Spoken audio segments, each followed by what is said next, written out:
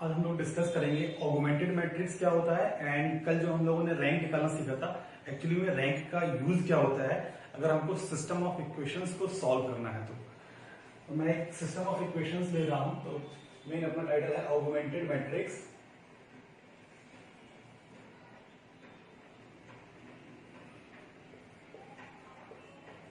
Augmented matrix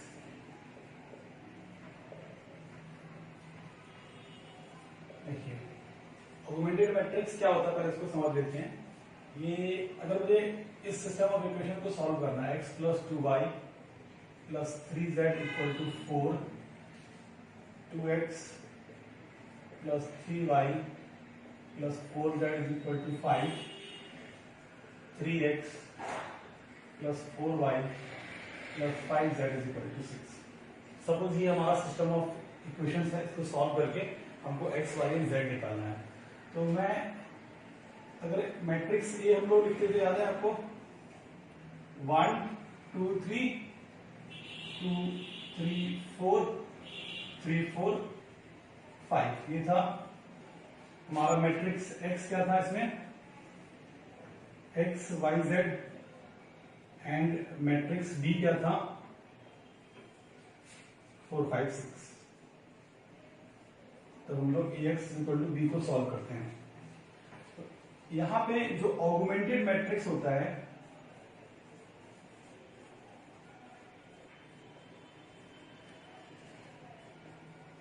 augmented matrix let us उसका नाम c देते हैं, तो उसको इस तरह से बोलते हैं a ऑब्लिक b, या a कोलन b लिखने का अलग तरीका होता है। तो इसको हम लोग ऐसे लिखेंगे, देखिए 1 2 3 2 3 4 3 4 5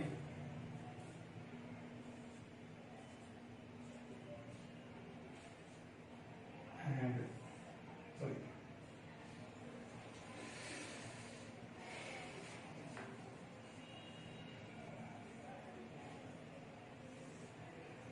4 5 6। ये जो मैट्रिक्स है वो किस ऑर्डर का है, 3 क्रॉस 4 का है, ठीक है। यहाँ पे 3 रो है एंड 4 कॉलम है। अब इस मैट्रिक्स का देखिए यूज क्या होता है। इस मैट्रिक्स की हेल्प से ही हम लोग इस सिस्टम को सॉल्व करेंगे, ऑगमेंटेड मैट्रिक्स की हेल्प से। तो इसके लिए हम लोग देखेंगे नेक्स्ट ट्रांसफॉर्मेशंस क्या होते हैं, लीनियर ट्रांसफॉर्मेशंस।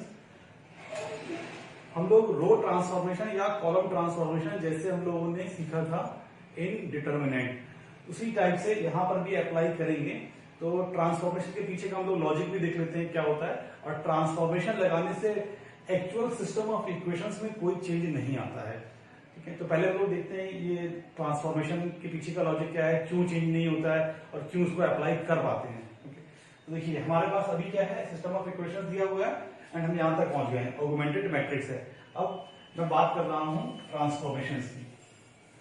ये अभी मैंने सिर्फ डेफिनेशन देखा है कि अगर आपको लिखना है ऑगमेंटेड मैट्रिक्स तो ये होता है, एंड इसके बाद हम लोग देखेंगे कि इसके साथ क्या करना है हमको।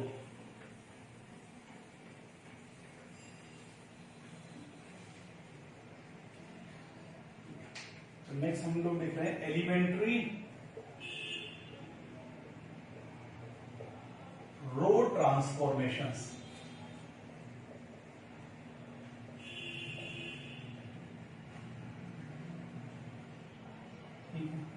तो हम लोग 3 टाइप के ट्रांसफॉर्मेशन कर सकते हैं किसी भी मैट्रिक्स में without changing the system of equations. Basically ये बोले without changing the solution of system. तो जो पहला ट्रांसफॉर्मेशन होता है, हम लोग किसी भी 2 रो को इंटरचेंज कर सकते हैं। तो इंटरचेंज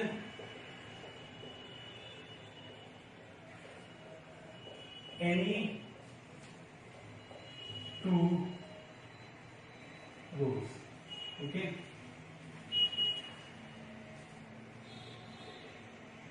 तो इस ट्रांसफॉर्मेशन को यूजुअली हम लोग डिनोट ऐसे कर देंगे RIJ, मतलब आई और जे रो को इंटरचेंज कर दिया हमने। सेकंड जो ट्रांसफॉर्मेशन है उसको हम लिख सकते हैं कि multiply a row by constant alpha, multiply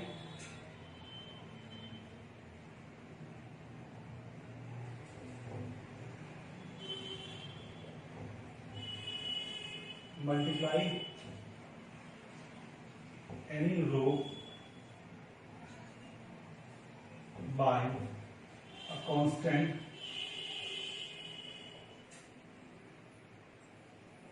alpha. Okay, and obviously alpha is not equal to 0. Third, replace any row, या फिर आप उसको ऐसे बोल सकते हैं मैं कि R1 में R1 को रिप्लेस कर सकता हूं R1 plus lambda R2 plus mu R3 से। तो R1 में multiple of R2 plus multiple of R3 add कर सकते हैं। तो उसको आप देखिए ऐसे लिखिए कि add and subtract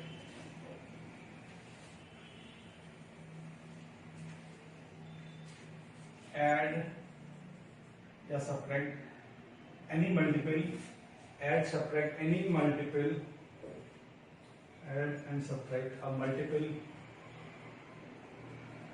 of any row or column, sorry column नहीं, रो में जब हम लोग रो ट्रांसफॉर्मेशन करते हैं तो सिर्फ रो का यूज करते हैं। तो add a multiple of any row from a given row.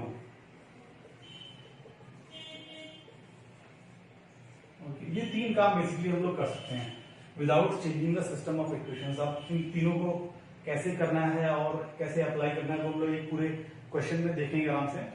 तो पहले मैं आपके इसके पीछे का लॉजिक एक्सप्लेन कर देता हूँ कि ये क्यों कर पाते हैं आइडियली ट्रांसफॉर्मेशन। देखिए, तो उसको समझने के लिए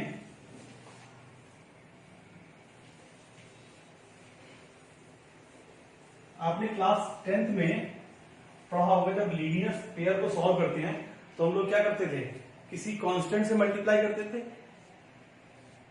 चीजों को, तो उससे इक्वेशन चेंज नहीं होता था। जैसे अगर लिखा है 2x plus 3y equal to 5 and 3x plus 2y equal to 10, इस टाइप से इक्वेशन लिखा है तो क्या करेंगे, पहले इक्वेशन में 2 से मल्टीप्लाई करते थे, दूसरी इक्वेशन में 3 से मल्टीप्लाई करते थे। तो वही सारी चीजें एक्चुअली उसको मैट्रिक्स के फॉर्म में लीनियर ट्रांसफॉर्मेशन बोल देते हैं। ठीक है, अब देखिए जैसे सपोज मैं एक सिंपल सा एग्जांपल लेता हूं, अगर आपको इसको सॉल्व करना है x plus 2y is equal to 3 and x plus y is equal to 7, तो आइडियली इसके पीछे हम लोग ये वाला सिस्टम सॉल्व कर रहे हैं 1 2 1 1 and xy is equal to 3 7। Okay, ठीक है। देखिए अब जब मैं आपसे बोल रहा हूं, 3 सेकंड और देख लेते हैं, multiply any row by a constant alpha. तो अगर मैं इस सिस्टम में एक मैट्रिक्स से प्री मल्टीप्लाई कर दूं जिसका डिटर्मिनेंट 0 नहीं है तो सिस्टम चेंज नहीं होगा। तो देखिए अब मैं इस वाले के लिए कि ये जो है जो कांस्टेंट से मल्टीप्लाई करते हैं उसको देखिए आप कैसे जस्टिफाई कर सकते हैं।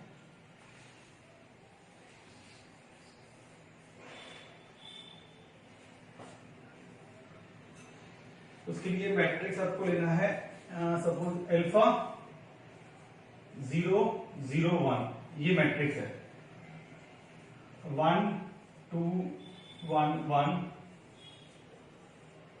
x y is equal to, मैंने प्री मल्टीप्लाई किया तो यहां पर भी लिखेंगे अल्फा 0 1 1 एंड 3 7। ठीक है, देखिए आइडियली अब क्या हो जाएगा जब आप इसको लिखेंगे, इसको इससे मल्टीप्लाई करके देखिए क्या होने वाला है। अल्फा अल्फा प्लस, मैं इसको मल्टीप्लाई करके लिख देता हूं यहां पे,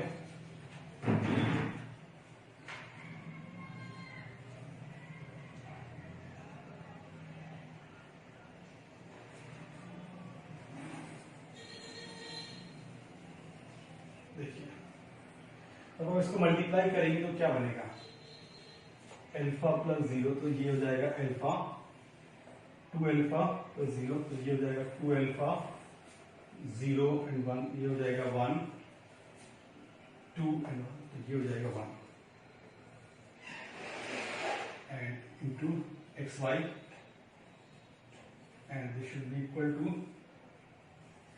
क्या बनेगा 3 alpha 0, this will be 3 alpha and this will be 10 1 plus this will be 10, ये हो जाएगा। ठीक है, तो देखिए आइडियली क्या किया है मैंने, ओके वही वही जगह कुछ गलती कर दी थी, यहाँ पर 0 था वो एक्चुअली, यहाँ पर 0 था, ये नंबर चेंज नहीं होना चाहिए था। तो अब देखिए क्या हो जाएगा 7 आ जाएगा यहाँ पर। ओके, अब देखिए ये क्या हुआ, आइडियल सोचिए अपना ओरिजिनल क्वेश्चन था x plus 2y equal to 3, अब यहाँ पे क्या किया आपने, ये क्या बन जाएगा alpha x plus 2 alpha y is equal to 3 alpha. तो आइडियली हुआ क्या है, लॉजिक देखिए मैंने पूरी जो फर्स्ट इक्वेशन था उसको किससे मल्टीप्लाई कर दिया है, अल्फा से। तो क्या मल्टीप्लाई करने पे किसी कांस्टेंट से सिस्टम ऑफ इक्वेशंस का आंसर चेंज होगा या सिस्टम ऑफ इक्वेशन चेंज होगा? बिल्कुल चेंज नहीं होगा। ये अपने क्लास 10th में हम लोग कर चुके हैं, कभी 2 से मल्टीप्लाई किया, कभी 3 से मल्टीप्लाई किया। तो बस अब देखिए यहाँ पर होता क्या है, ये जो ट्रांसफॉर्मेशन लिखे हैं उसके पीछे का लॉजिक यही होता है कि हर एक ट्रांसफॉर्मेशन का मतलब ये होता है कि हम लोग एक प्री डिटरमाइंड मैट्रिक्स से मल्टीप्लाई करते हैं। प्री डिटरमाइंड मतलब हमको एक्चुअली में मालूम है, जैसे अगर मैं एक लीनियर इक्वेशन की बात कर रहा हूँ क्लास 10th वाले, तो हमको मालूम होता था कि 2 से मल्टीप्लाई करना है, 3 से मल्टीप्लाई करना है। तो सेम चीज वहां पे प्री डिटरमाइंड कांस्टेंट था, यहाँ पे क्या है प्री डिटरमाइंड मैट्रिक्स। जैसे अगर मुझे इस ट्रांसफॉर्मेशन को कर रहा हूं, इस ट्रांसफॉर्मेशन को कर रहा हूं, तो आप अगले करिए इससे कांस्टेंट से मल्टीप्लाई कर रहे हैं सिस्टम ऑफ इक्वेशन में, तो उसके लिए हमको इस वाले मैट्रिक्स से मल्टीप्लाई करना पड़ेगा। अब इसका लॉजिक आप देख सकते हैं, रो और कॉलम को इंटरचेंज करना है। तो रिफ्लेक्शन मैट्रिक्स में देखा था हम लोगों ने, तो वहां से भी आपको आइडिया हो जाएगा। रिफ्लेक्शन मैट्रिक्स में काफी सारी चीजें हम लोगों ने देखी थी, कैसे इंटरचेंज करना है और कैसे रिफ्लेक्ट करना है। तो मैं सारे को एक्सप्लेन नहीं कर रहा हूं, लेकिन आपको लॉजिक क्लियर होना चाहिए कि ये ट्रांसफॉर्मेशंस कर पाते हैं, क्यों कर पाते हैं, एंड इसके पीछे का लॉजिक क्यों क्या है। तो लॉजिक ये है कि ये सिर्फ हम लोग क्या कर रहे हैं, इक्वेशंस को मैनिपुलेट कर रहे हैं, चेंज नहीं कर रहे हैं, मैनिपुलेट कर रहे हैं और कुछ नहीं। ओके, अब हम लोग देखेंगे कि ये ट्रांसफॉर्मेशन करते हुए ऑगमेंटेड मैट्रिक्स का यूज करके कैसे सिस्टम ऑफ इक्वेशंस को सॉल्व करेंगे। ओके, अब मैं वापस से अपने क्वेश्चन पे जा रहा हूं।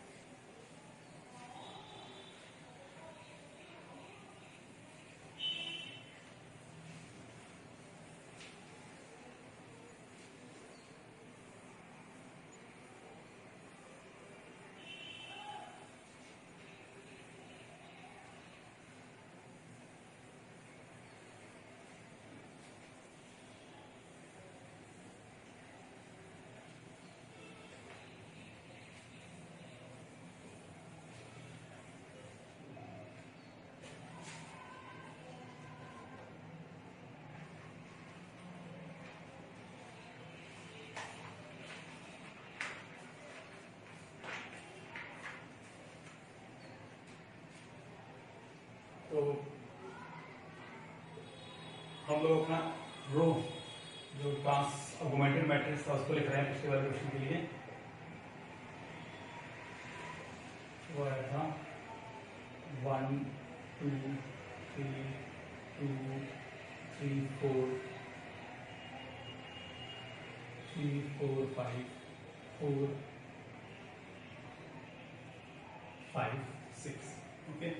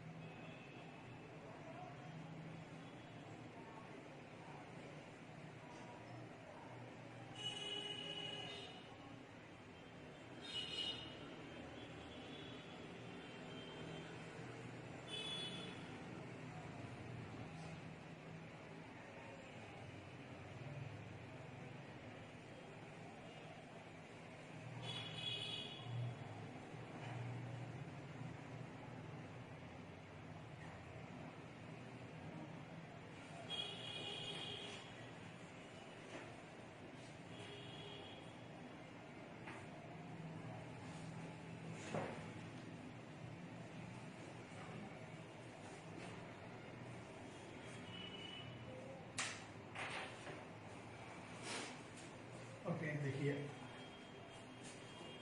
अब इसमें क्या करेंगे हम लोग, ये जो मैट्रिक्स लिखा है ऑगमेंटेड मैट्रिक्स, इसमें हम लोग एलिमेंट्री रो ट्रांसफॉर्मेशन का यूज करेंगे और इस मैट्रिक्स को एक स्पेशल फॉर्म में लेके आएंगे। अब वो स्पेशल फॉर्म क्या होता है, उसका एक नाम होता है, इसको बोलते हैं रो इकोलॉन फॉर्म। ठीक है, तो यूजिंग ट्रांसफॉर्मेशन हम लोग इसको कन्वर्ट करने वाले हैं रो इकोलॉन फॉर्म में। और वो नाम पे इतना आपको ध्यान नहीं देना है, मैं इसके बाद जो उसका प्रोसेस बताऊंगा आपको उस प्रोसेस को ध्यान रखना है केवल। अब ये काफी सारी चीजें देखिए मिक्स हो रही होंगी, rank, augmented matrix, transformation and अभी एक और आ गया है इकोलॉन फॉर्म। एक्चुअली वो सारी चीजें एक ही सिस्टम का पार्ट है और आपने पहली बार सुना है इसलिए आपको थोड़ा सा वो ऑकवर्ड लग रहा होगा, लेकिन एक क्वेश्चन आप पूरा सॉल्व करेंगे एंड ऑल डन, इसमें कुछ भी दिक्कत नहीं होगा आपको, मतलब बहुत ही आराम से प्यार से बन जाएंगी चीजें इसमें। बस पहली बार आप नाम सुन रहे हैं तो अजीब लग रहा होगा आपको। ठीक है, देखिए तो इसके बाद क्या करेंगे, हम इसको यूजिंग रो ट्रांसफॉर्मेशन कन्वर्ट करने वाले हैं रो इकोलॉन फॉर्म में, ठीक है। तो using elementary row transformations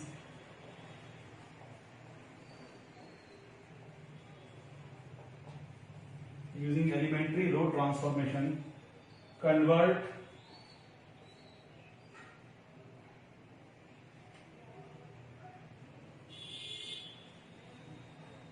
augmented matrix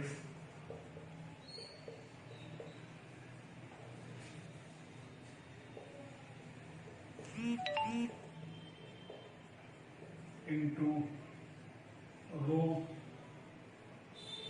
इकोलॉन, इसका सही लिखा हुआ है, HE होता है फॉर्म। अब देखिए ये रो इकोलॉन फॉर्म क्या होता है, आपको इसको समझना है, ठीक है।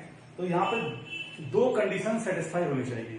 पहला कंडीशन कि किसी भी रो का पहला नॉन जीरो एलिमेंट 1 होगा, किसी भी रो का पहला नॉन जीरो एलिमेंट 1 होगा, एंड किसी भी रो में नंबर ऑफ जीरोस उसके नीचे वाली रो से कम होंगे, ठीक है। दो बातें मैं दोनों को लिख देता हूं, फिर इसको एक्सप्लेन भी करेंगे हम लोग।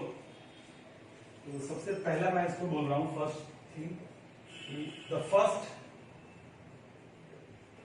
Non zero element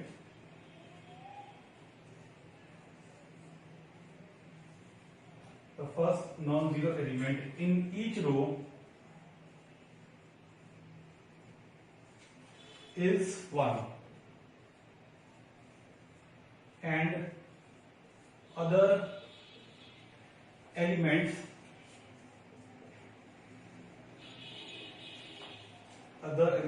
in the corresponding column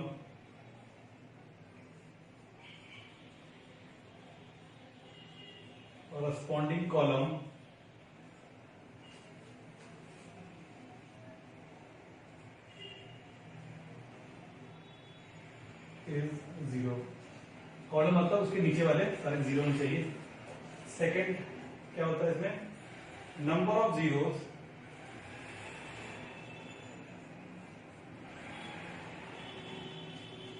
of zeros before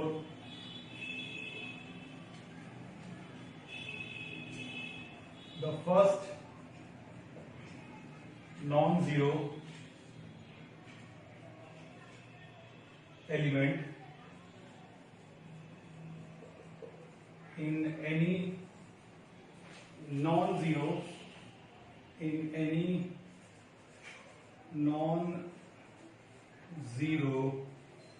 row is less than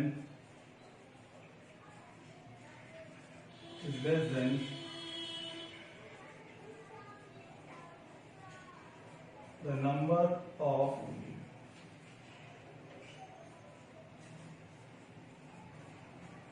zeros in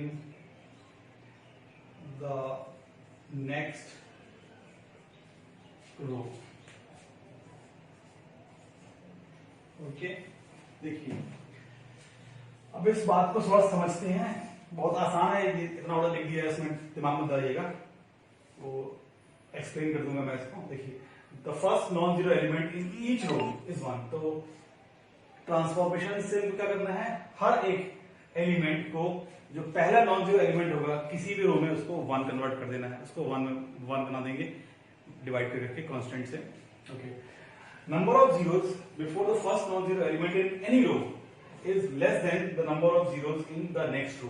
देखिए, अगर मैं रो 1 में बात करता हूं, रो 1 एंड रो 2, तो रो 2 नीचे होगा, रो 1 ऊपर होगा। तो रो 1 में number of zeros before first non zero element is less than the number of zeros in row 2।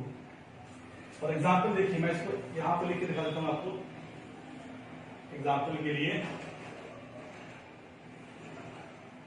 1 2 3 0 1 1 0 0 1। ये लिखा है रो एक्लोन फॉर्म। मुझे नहीं पता है वो किस मैट्रिक्स का है, इसका तो नहीं ऑब्वियसली, मतलब हो भी सकता है, मुझे पता है, मैंने रैंडमली लिख दिया है 1 2 3 0 1 1 0 0 1। ठीक है, देखिए अब देखिए इसमें क्या है कि first non zero element each row is 1। देखिए 1 1 एंड 1। अब ये देखिए and other elements in the corresponding column is 0। 1 के बाद नीचे क्या है सारे 0, 1 के बाद नीचे क्या है सारे 0। अब इसके बाद नीचे तो है ही नहीं, तो कोई दिक्कत नहीं है। Number of non zero element before, तो number of non zero element, इसमें तो नॉन जीरो एलिमेंट कितने हैं 0 फर्स्ट रो में। ठीक है, is less than the number of zero in next row. तो नेक्स्ट रो में नंबर ऑफ जीरोस कितने हैं बिफोर नॉन जीरो एलिमेंट 1। तो इसमें कितने जीरो हैं, एक भी नहीं है, इसमें एक है। नेक्स्ट वाले में क्या है 2 है। तो ये सिस्टम फॉलो हो रहा है। अब ऐसा नहीं कि काउंटिंग 0 1 2 ही चलेगा, वो 0 1 3 4 ऐसे भी हो सकता है, लेकिन ऐसा नहीं होगा कि यहाँ पे 2 0 हो जाए एंड यहाँ पे 1 0, तो वो गलत हो जाएगा। तो उसको रो एक्लोन फॉर्म नहीं बोलेंगे, मतलब मैट्रिक्स गलत नहीं हो जाएगा, वो इसको रो एक्लोन फॉर्म नहीं बोलेंगे हम लोग। ओके, तो मैं आपको यहां पर देखिए एक और एग्जांपल अगर लिखना है तो मैं कहां लिखूं, यहां लिख देता हूं। देखिए इसको इरेज करके लिख देता हूं।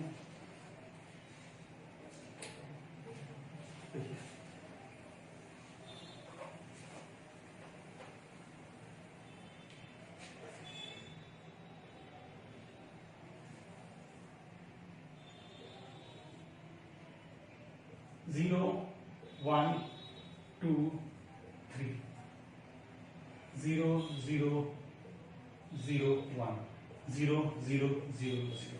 देखिए ये भी रो एक्लोन फॉर्म में लिखा हुआ है। देखिए फर्स्ट नॉन जीरो एलिमेंट 1 है सब में, चौथे वाले में नॉन जीरो तो है ही नहीं, तो कोई दिक्कत नहीं हमको।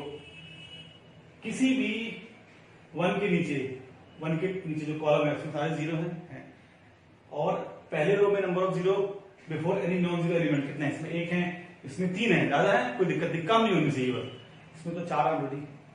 ओके, तो आई थिंक आपको क्लियर हो गया होगा कि रो एक्लोन फॉर्म क्या होता है।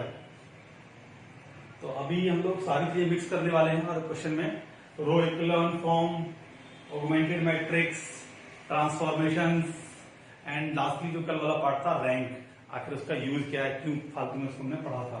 ठीक है, तो चलिए हम लोग अपने वापस से इस वाले क्वेश्चन पे आ जाते हैं, इसको सॉल्व कर रहे थे।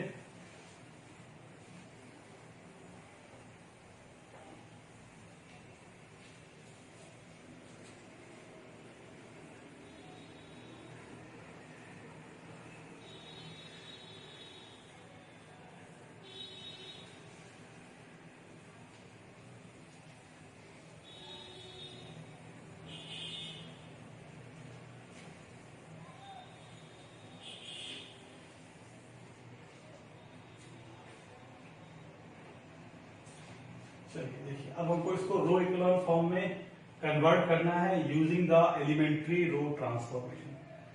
तो सबसे पहले तो क्या करेंगे, पहले वाले रो में पहला एलिमेंट जो भी नॉन जीरो उसको 1 बनाएंगे।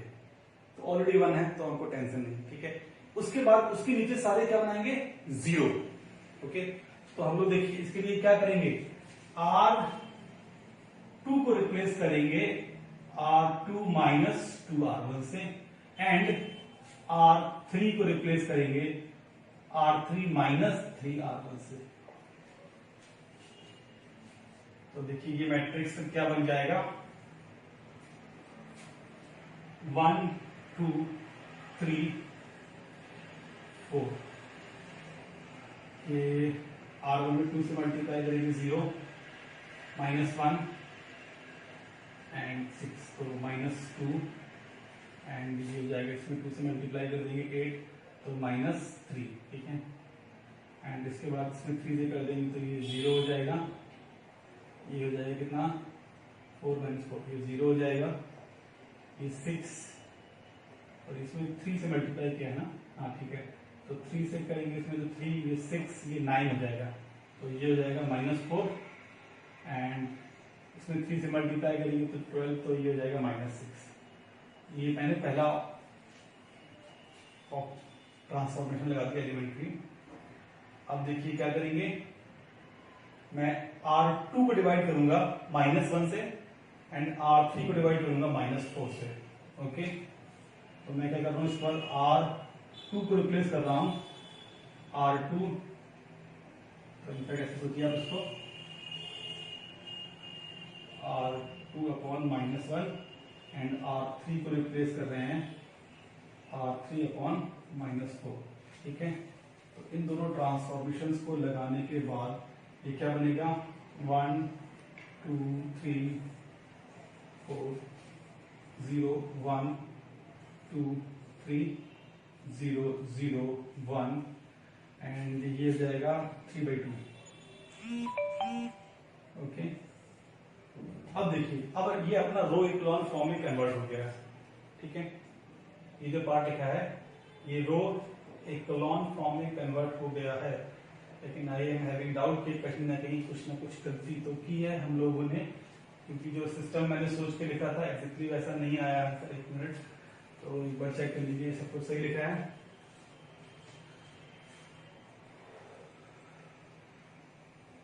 इसको मैंने 2 से मल्टीप्लाई करेंगे, तो 2 0 3 से मल्टीप्लाई करेंगे तो ये 6 से करेगा। ठीक है,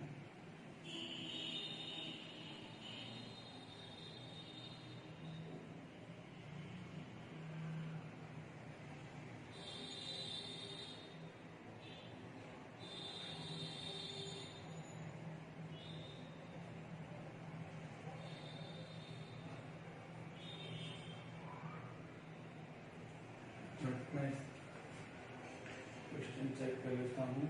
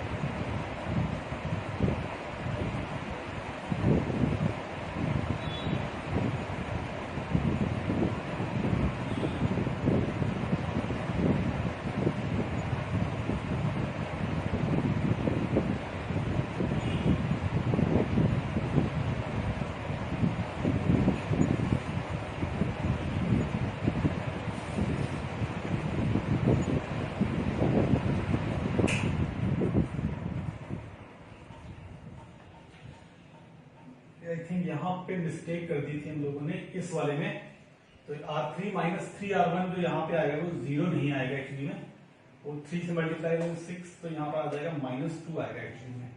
ओके, ठीक है, तो इसको मैं दोबारा से कर देता हूँ। देखिए